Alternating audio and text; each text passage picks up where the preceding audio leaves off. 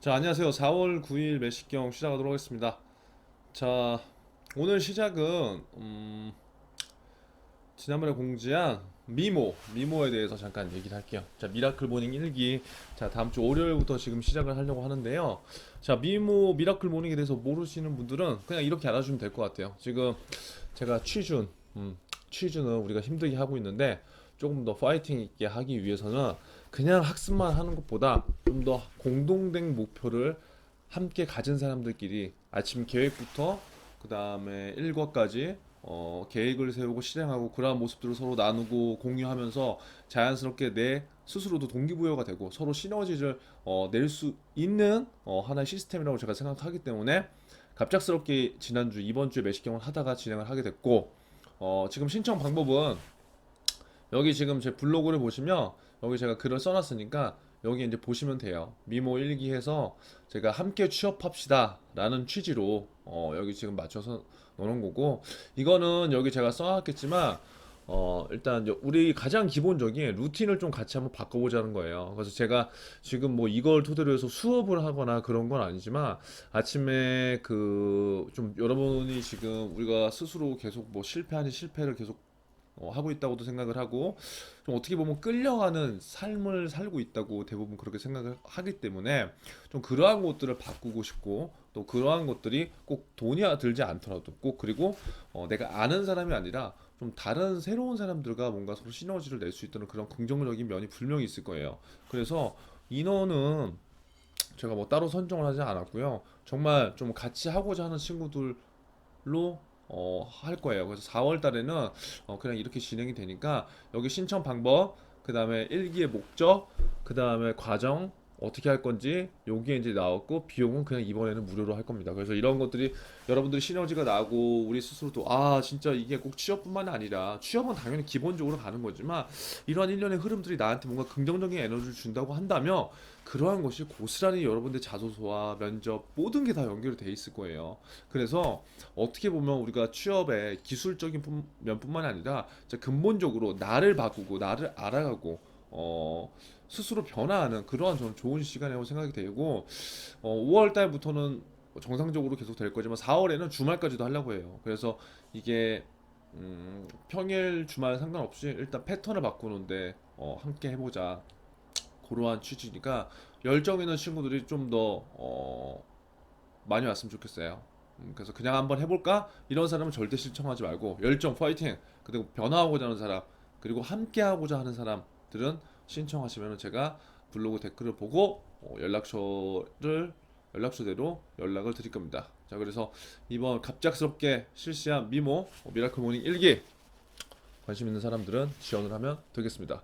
자, 오늘 4월 9일 매식경 그러면 변함없이 시작하도록 하겠습니다. 자, 그래서 여기 제가 탭을 만들어 놨죠. 지금 여기 미라클 모니 그다음에 매식경 모임도 제가 이제 다음 달부터 할 예정이에요. 매식경 하나의 기사를 토대로 해서 여러분들이 여기 카페 안에서 어떻게 활동하고 있는지 그래서 그 내용을 쓰고 상대방과 의견을 교류하는 그런 자리를 만들 거고 자소서 자모도 만들 거예요. 자소서 1일 한 문항씩 무조건 남들이 쓴 자소서를 보거나 아니면 내가 직접 써보거나 그래서 참여하는 사람들은 제가 뭐 어떻게든 이렇게라도 루틴을 만들고 싶다. 모든 것들이 지금 이게 다 루틴이거든요. 그래서 이렇게 꾸준하게만 한다면 여러분들은 그 어떤 취준생보다 훨씬 더 멀리 그리고 같이 갈 수 있을 거예요. 그러니까 혼자 빨리 가려고 하지 말고 같이 멀리 갈 수 있는 그런 방법을 여러분들이 택했으면 좋겠습니다. 자, 오늘 첫 기사예요. 동학개미 172조 원 빌려서 와 83조 원 주식 B2 사상 최대. 아, 이제 딱 나오잖아요, 숫자가. 이런 것들 우리가 좀 외워놓으면 좋아요.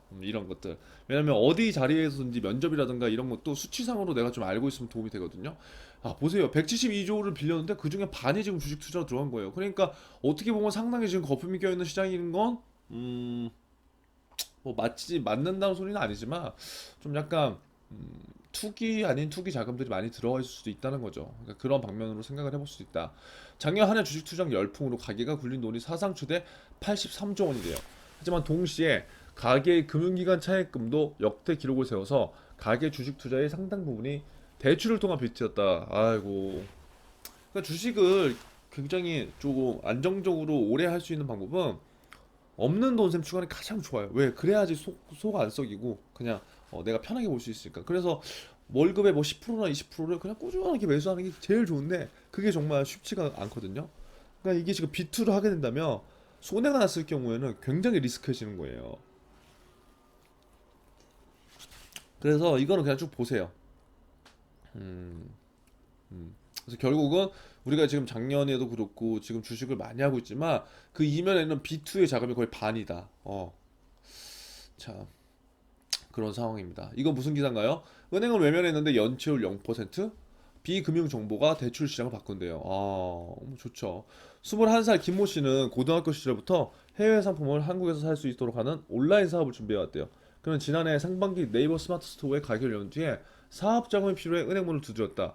매출이 월 200만 원에 불과한데다가 가게를 연 지 1년 채 되지 않아서 아는 소상공인을 받아주는 곳이 없었대요. 하지만 뭐예요? 결국 뭐다? 지금 사업 자금이 필요해서 사업 자금을 빌리려고 했는데 은행은 받아준다 안 받아줬다? 안 받아줬다. 그럼 어디서 빌려줬나? 네이버가 받아줬다는 거예요. 네이버 파이낸셜과 미래에셋 캐피탈을 제공하는 스마트 스토어 사업자 대출을 신청했는데 어, 김씨의 쇼핑몰이 고객 질문에 빠르게 응대하고 재구매 고객이 많다는 비금융 데이터를 높게 평가했다. 그러니까 금융 데이터로서 우리가 대출이나 이제 이런 것들을 측정할 수 있는데 지금 네이버에서 제공했던 이런 대출은 그게 아니었다는 거죠. 그래서 김 씨는 뭐예요? 연 4.9% 세전. 이 정도면 그렇게 크게 높지 않아요. 그래서 4,200만 원 자금을 마련하는데 성공했대요. 그러니까 여러분 이것만 보더라도 우리가 잘 생각해 봐야 돼요. 지금 현재 금융권이 모바일로만 그냥 막연하게 간다? 절대 안 돼요. 왜? 이 지금 네이버 파이낸셜과 미래에셋 캐피탈이 연합을 해서 그 대출이 나가는 거 보세요. 그러니까 지금 어떻게 보면 은행의 갑의 그런 기업 문화가 빠르게 바뀌어야 될 필요성이 있다는 거예요. 그러니까 이거는 여러분이 금융권을 취업해서가 아니라 어떻게 보면은 대출을 안 해주는 거잖아요. 그럼 이런 사람들 같은 경우에는 지금 당장 사업자 대출 내가 돈이 필요한데 사업을 해야 되고 좀 더 번화시켜야 되는데 그냥 나의 금융 데이터만 보고 해서 당신 대출 안 돼요 라고 한다면 얼마나 이건 가슴 아프겠어요. 그렇죠? 그런데 그 외면했던 그 상황에서 지금 이런 데에서는 해준다는 거예요. 왜? 비금융 데이터를 높게 평가하니까. 그러니까 우리가 시중은행들만 이제 절대 보면 안 돼요. 시중 증권사, 시중 보험사끼리만 경쟁을 한다고 보면 안 된다고요. 이제 뭐든지 데이터가 들어가 있고 이 시장이 우리가 이제 모바일로 확산될 거기 때문에 다른 산업의 모바일이 어떻게 돌아가고 있는지 아는 것도 굉장히 중요합니다. 자, 일례로 따지면 이런 게 기업은행의 하나의 강점 될 수 있겠죠. 기업은행의 뭐 창공이나 이런 것들, IBK 창공. 왜냐? 그냥 일반 그 기업들이 이거 똑같아요. 대출을 받으려고 했는데 안 나와. 재무제표만 보니까. 근데 뭐 창공이나 이런 것들은 뭐예요? 거기에 기술력, 사업력, 가능성 이런 것들을 보니까 대출이 나갈 수가 있는 거야. 그러니까 기업은행이 중소기업들한테나 벤처기업한테 좋은 거 아닐까요? 이런 걸로 우리가 조금 해석해 볼 필요가 있다. 자, 네이버 파이낸셜 시작한 비금융 정보 기반의 대출이 신용점수에 기반한 보수적인 금융 상품의 풍토를 바꾸고 있다. 이거 여러분 분명히 바뀌어야 돼요. 자, 왜냐? 여지껏은 금융기관이 갑이었어요. 하지만 이제는 패러다임이 바뀐다니까요. 그 패러다임에 이제 금융권이건 어디고 다 맞춰야 돼요. 자, 그럼 당연히 고객들은 이제 아까 저분 같은 경우는 앞으로 사업자 대출을 받을 때 은행을 가겠어요, 먼저? 거의 안 갈 거예요. 왜? 나를 외면했던 은행이거든. 나한테 도움을 줬던 데는 지금 다른 데야. 그럼 네이버 파이낸셜 가겠죠. 그리고 그렇기 때문에 일반 금융시장에서도 뭐예요? 그냥 비금융 정보 기반의 대출이 신용점수에 기반한 이거 너무 말이 어려우니까 그러니까 정량적으로 뭔가 정해져서 재무제표라든가 신용 등급에만 의존한 대출 그런 풍토가 바뀌어야 된다고요. 실제 3월 말 기준 네이버 파이낸셜의 스마트스토어 사업자 대출에 대출 승인을 받은 차주 가운데 16%는 기존 금융정보만으로도 만으로는 금융권에서 어려웠대요. 그러니까 16%가 지금 새로운 사업을 할 수 있는 어떠한 변화를 준 게 지금 네이버 파이낸셜이라는 거예요. 그럼 좋겠죠. 보통 1금융권의 마지노선이라 불리는 인터넷 은행은 물론 일부 저축은행조차 7등급의 중신용자까지 대출을 제공하지만 저신용자로 구분되는 8등급 이하는 사실상 대출을 꺼려한대요. 왜냐? 신용대출이 나쁘면 당연히 상환 능력이 안 된다고 판단하기 때문이죠.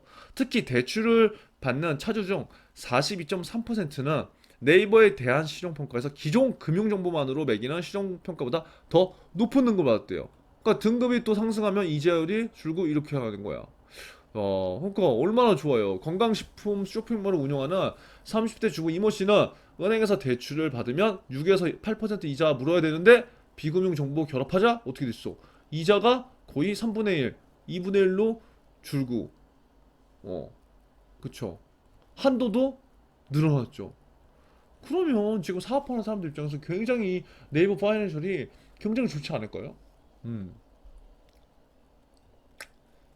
그래서 한번 이걸 좀 잘 한번 읽어보면 좋을 것 같아요. 그러니까 꼭 금융 데이터가 아니라 지금 이 기사에서 강조하는 건 비금융 데이터를 활용한 대출 이 시장이 앞으로 더 커질 수도 있다는 거죠. 근데 제가 봤을 때 문제는 상환에 대해서 어떠한 안전장치나 그런 것들이 필요하긴 할 것 같아요. 하지만 지금 이렇게 코로나로 경제가 어렵고 사업 소득이 계속 줄어들고 있는 사람들 입장에서는 이러한 것들이 굉장히 음, 가게를 뭐 일으킬 수 있는 것뿐만 아니라 그 사회의 경제, 그 다음에 우리나라의 경제까지도 어떻게 보면 되게 중요한 영향을 줄 수 있다고 생각하거든요. 그래서 이런 비금융 데이터를 어떻게 활용하냐에 따라서 굉장히 앞으로 많은 것들이 바뀔 것 같아요. 그래서 한번 요거 한번 내용 보세요. 이 기사 좋은 것 같아요, 저는. 세 번째, 시중은행의 반격이래요. 하나은행도 비대면 주택담보대출 내놨다. 뭔 말인지 볼까요? 하나은행이 첫 비대면 주택담보대출 상품 내놨대요. 그러니까 여지껏 비대면 주택담보대출 상품이 없었다는 거잖아요. 근데 여기서 보세요. 이 비대면 주택담보대출 상품은 어디에 있어요? 국민신한 하나. 그러면 국민신한 하나 할 때는 이게 거기 여기 은행의 강점이라고 보면 되는 거예요, 여러분. 왜? 안 되는 거 되게 좋잖아요. 그리고 대출 상품도 좋은 게 많지만 주택을 담보로 한 곳은 국민이 제일 빨라고 그다음에 신하 그다음에 하나 그러니까 이런 걸 강점으로 끄는 연습들을 해야 되는 거예요. 신청부터 관련 서류, 제출 실행까지 영업점에서 하던 주택담보대출을 스마트폰으로 할 수 있다. 그럼 편하겠죠. 국민은행이 이미 100% 비대면 상품을 내놓은 가운데 신한 하나 우리가 가세한다. 카카오뱅크 등 인터넷 전문행들이 주택 구입용 비대면 주대발 개발에 어려움을 겪고 있는 사이. 이게 무슨 말이냐면 카뱅 등 인터넷 행들이 지금 개발에 어려움을 겪고 있어. 그런데 시중은행들이 지금 하나하나씩 그 시장을 빨리빨리 점령하고 있다는 거죠. 자, 하나은행은 8일 비대면 주택담보대출인 하나원큐 아파트론을 출시했다. 아파트를 담보로 최대 5억 원을 최저 이렇게 해서 35년까지. 그럼 뭐가 편해? 본인 명의 휴대폰과 공인인증서만 있으면 끝이라는 거예요. 얼마나 편해요. 대출 하나 받으려면 여러분 서류 엄청나게 필요하고 뭐 두세 번을 왔다 갔다 되는 게 이제 기본이었거든요. 근데 뭐예요? 그럴 필요가 없는 거야. 여기 나오네요. 통상 영업점에서 주담대를 신청하는데 필요한 서류는 뭐야? 20종. 엄청 많이 걸려. 은행 창구에서 하는데 1시간? 1시간이 아니라 사람 많으면 3, 4시간 또 이상 걸려요. 그러나 이제는 뭐예요? 영업점을 방문하지 않고 됐다. 하지만 아직은 100% 비대면은 아니대요. 왜냐하면 주택 구입 시 소유권 이전 등기와 동시에 근저당 설정 등기를 해야 되기 때문에 한 번은 영업점 찾아야 된다. 아니 한 번은 영업점 찾아도 이건 소비자들 입장, 고객들 입장에서 굉장히 좋은 거죠. 시장은행도 이렇게 돼 있고. 그런데 이제 인터넷 은행들도 100% 비대면 상품을 개발한대요. 국민은행은 행정정보 열람 동의서 작성이나 근저당 위에 영업점을 찾지 않아도 되는 국민은행이 진짜 그러니까 여러분 이 기사를 보면서 국민은행이 강점을 짝짝짝 뽑는 거예요. 이제 하반기 또 써야 되잖아. 왜? 원래는 이것 때문에 지금 올라고 했는데 여기는 뭐예요? KB스타 주택 구입 자금 대출과 스타 모기지론 판매하고 있어. 그러니까 안 와도 되는 거지. 우리은행도 필요 없는 이렇게. 자, 근데 은행들이 주담대 100% 비대면에 열을 올리는 건 뭐예요? 주담대 대출 수요가 늘고 있다. 그 말은 뭐다? 집을 사는 사람들이 굉장히 많고 집을 담보로 대출을 받는 사람이 많다. 그러니까 많이 늘린다는 거예요. 이거 알아야 돼요. 시장의 흐름이 지금 어떤 때는 판매를 많이 하지만 어떤 때는 여신 중에서 지금 주담대를 많이 늘리고 있다는 방향성을 갖고 간다. 근데 그것들에 따라서 은행별로 방향성이 속도와 방향이 다르다. 그럼 우리는 거기에서 각 은행의 강점들을 찾아야 된다. 영업점이 없는 인터넷 전문 은행들도 비대면 상품을 내놓은 기회에 집중한다. 쭉쭉쭉 보세요. 카뱅도 하고 있대요. 그러니까 중요한 시장이 하나 될 수 있다는 거예요. 통장 만들려고 스펙 쌓아야 할 팝. 금소법에 투자자들 분통. 금소법 또 나왔죠? 한번 봅시다. 40대 직장인 김모 씨는 최근 여윳돈 3천만 원을 적립식 금통장에 넣으려고 창구를 방문했다가 헛걸음 졌대요. 금통장은 국제 금 시세에 따라 잔액이 움직이는 간접 투자 상품이다. 김 씨는 투자 성향 설문조사에서 안정 추구용으로 판매돼 공격 투자용만 가입할 수 있는 금투자가 불가능해졌다. 이게 무슨 말이냐면 여윳돈 3천만 원이 있어. 그래서 금통장에 넣으려고 했는데 금통장은 국제 금시대에 따라서 잔액이 막 움직여. 그런 간접 투자 상품이야. 그런데 김씨가 투자 성향 우리가 분석을 할 때 안정 추경으로 나왔다는 거예요. 근데 금은 뭐야? 안정이 아니라 공격 투자형이라는 거지. 그러니까 가입이 안 돼. 이렇게 된 거야. 어떻게 하면 되느냐고 하소연했지만 참고 직원은 나중에 다시 와서 설문조사 해보세요 라고 했다. 김씨는 최근 금값이 저점을 찍었다는 말을 듣고 은행 창구로 달려왔는데 이렇게 막 버리자 황당하다. 그러니까 이게 뭐냐면, 그러니까 이게 이러한 부작용들이 굉장히 일어난다는 거죠. 그러니까 만약에 이 사람이 지금 금을 사야 되는 상황인데 못 샀어. 그럼 책임 누가 질 거예요? 책임. 그러니까 이러한 요식 행위들이 굉장히 어떻게 보면 우리를 불편하게 만들 수 있다는 거예요. 자, 여기 보면은 금서법 중에 하나인 적합성의 이제 원칙이 있는데 금융사가 소비자의 투자 성향을 파악해 적합한 상품만을 권유해야 한다는 규정이래요. 이해되셨죠? 그러니까 이 상품이 아무리 좋아도 이 고객은 이 위험을 받아들일 준비가 안 돼 있어. 그러면 권하지 않는다고요. 왜? 라임, DLF, 옵티머스 이런 사태들이 계속 터졌기 때문에. 그래서 소비자는 자신의 위험 감소 성향에 부합하거나 위험도가 낮은 금융상품에만 가입할 수 있는 거예요. 그래서 아까 위와 같은 상황이 발생된 거예요. 그러면 현장에서는 실질적으로 이럴 때 어떻게 하냐면 좀 센스 있는 직원이라면 센스 있는 은행에 있거나 증권에 있고 보험사에 있다고 한다면 답을 미리 알려줘요. 고객님 만약 금투자 이렇게 하려고 하시면 이거는 이렇게 대답하셔야 돼요. 이건 이렇게 체크하셔야 돼요. 미리 다 알려준다고요. 그럼 제가 봤을 때 여기에 있는 직원은 센스가 없는 거지. 그러니까 이런 직원이 나중에 영업 잘할까? 절대 못해요. 그러니까 이런 게 어떻게 보면 이거 참 웃긴 거잖아요. 답을 알려주면서 왜 은행원도 세일즈를 해야 되는데 이거 고지고대로 이거 투자 성향만 하다가 고객들을 다 돌려보내면 얼마나 짜증나요. 자, 그럼 위험 감소 성향에 따른 투자 가능 금융 상품 뭐냐? 자, 공격 투자형, 적극 투자형, 위험 중립형, 안정 중형, 안정형 이렇게 있는 거예요. 그러니까 이런 것들을 우리가 한번 봐놓는 게 좋아요. 이런 거 스크랩 한번 해놓는 게 좋아요. 자, 보면 안정형은 뭐다? 예적금 안전하잖아요. 그리고 국공채도 안전하잖아. 지방채, MMF 안전해. 근데 안정형보다 조금 더 위험한 게 안정 추구형.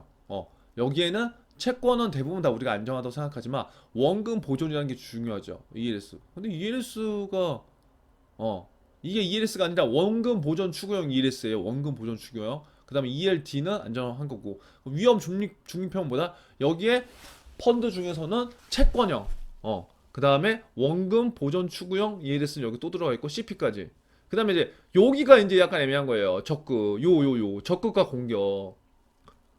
요걸 봐야 되는데 여기는 뭐예요? 원금 부분 보전형 ELS, 주식 혼합형 펀드나 이런 것들은 대부분 다 적극 투자형이죠. 그리고 나머지 완전 공경 투자형은 뭐야? 비보장 ELS, DLS 막 이런 게. 근데 아까 얘기한 골드 실버 통장이 이 공격 투자형이기 때문에 지금 안 된다는 거예요. 우리가 금을 사는 이유가 안전자산 이유 때문에도 많이 사는데 이게 무슨 말도 안 되는 소리입니까? 맞나요? 그래서 설문조사 잘못하면 안전자산도 못 사. 제가 한번 또 고대는 나한테. 자, 금소법이 시행된 이후 이처럼 시중은행 점포에서 투자상품에 가입하려다 발금을 돌리는 사례가 속출하고 있대요. 소비자들은 금통장처럼 친숙한 상품도 가입 절차가 크게 까다로워졌고 대기 시간도 길어졌다면 불만 터뜨리고 있다. 당연하죠. 금소법은 일부 고위험 금융상품에만 적용하던 6대 판매 규제, 적합성의 원칙, 적정성의 원칙, 설명 의무, 불공정 영업 행위 금지, 부당 권유행위 금지, 허위 과장 광고. 힘들다. 이거를 전 금융상품으로 확대하는 게 골자다. 그래서 힘들다는 거예요. 그래서 이거 한번 쫙 보세요. 그리고 현장 방문할 때 이런 것들을 잘 보세요. 내가 만약에 지원하고자 하는 은행, 내가 가고자 싶은 증권사, 보험사, 이게 지금 금소법은 다 시행한단 말이에요. 그러면 이 사람들 과연 설명 어떻게 하는가? 이 절차에 맞춰서 하는가? 근데 약간 유도리가 있다면 이런 융통성을 어떻게 해서 세일즈 하는가? 그런 것들을 많이 봐야 돼요. 그래야지 여러분들이 나중에 현장에 가서도 도움이 돼요. 이해되셨죠?